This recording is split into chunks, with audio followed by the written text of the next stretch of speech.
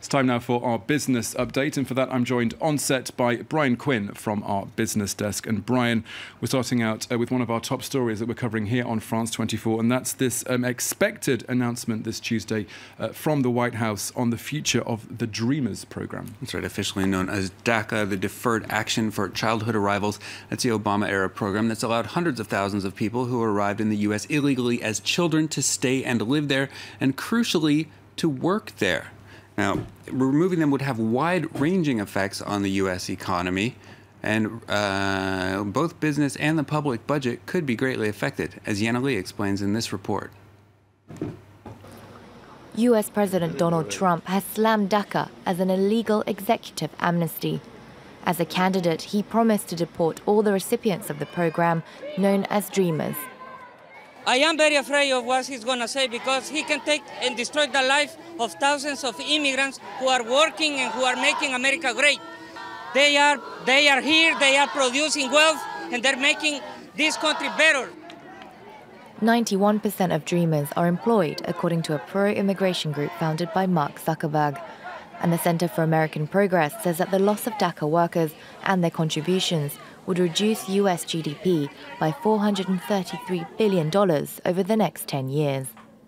States hosting the largest number of migrants would suffer the most. California could lose $11.3 billion a year, and hurricane-hit Texas over $6 billion.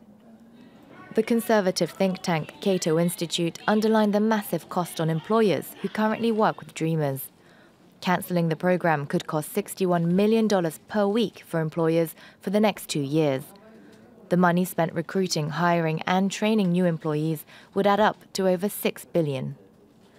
It costs the U.S. Immigration and Customs Enforcement around $11,000 to detain and deport someone. If President Trump phases out DACA, it could cost the country up to $8.5 billion in deportation fees alone. Yana Lee reporting there. Brian, how are the markets trading at this hour? Well, Asian indexes were cautious Tuesday, trading political tensions around the most recent North Korean nuclear test continuing to weigh on markets in Korea and Japan.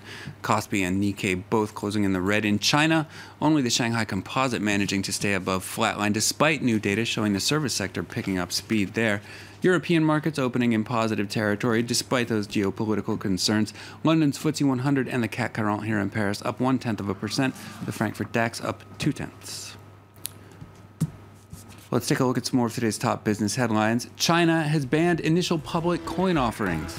Regulators there cracking down on companies looking to raise funds by issuing their own digital currency similar to Bitcoin. China's state news agency estimates close to $400 million have been raised this year through ICOs. Authorities there calling on organizations to refund investors in digital currencies.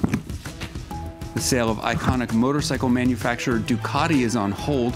Reuters reporting that parent company Volkswagen has shelved the sale after resistance from German trade unions and internal disagreements on strategy.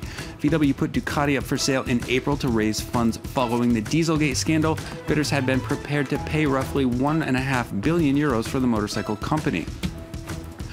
And United Technologies is buying airplane parts maker Rockwell Collins. Rockwell Collins produces electronics for high-performance planes and fighter jets. United Technologies owns companies like Otis Elevator and Pratt & Whitney. United will pay $30 billion in a combination cash and stock deal that is one of the largest ever in the aerospace industry. Now, finally, for business, a major court ruling is expected this Tuesday that could have broad implications for workplace privacy. Brian, tell us more. The European Court of Human Rights expected to decide today whether employers in Europe can monitor their employees' office emails for private correspondence.